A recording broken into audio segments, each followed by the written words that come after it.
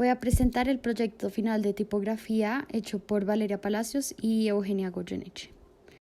Nuestro tema es sentimientos encontrados durante la cuarentena. Nos hemos dado cuenta que todas las personas están viendo sus emociones al máximo, que es bueno saber que no eres el único que se siente de X manera, ya sean sentimientos positivos o sentimientos negativos.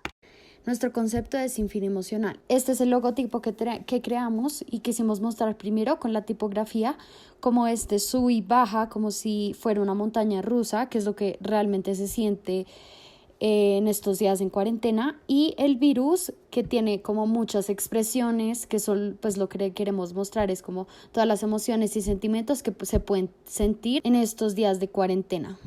Voy a decirles algunas definiciones que escogimos con Eugenia. Por ejemplo, ansiedad, pensamientos y momentos para cuestionarse.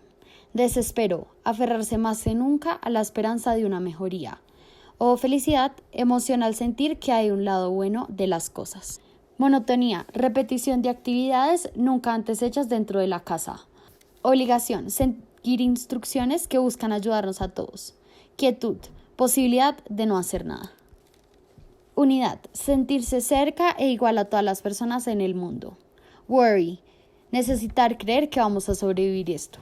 Y yearning, ganas de volver a repetir y vivir momentos de felicidad.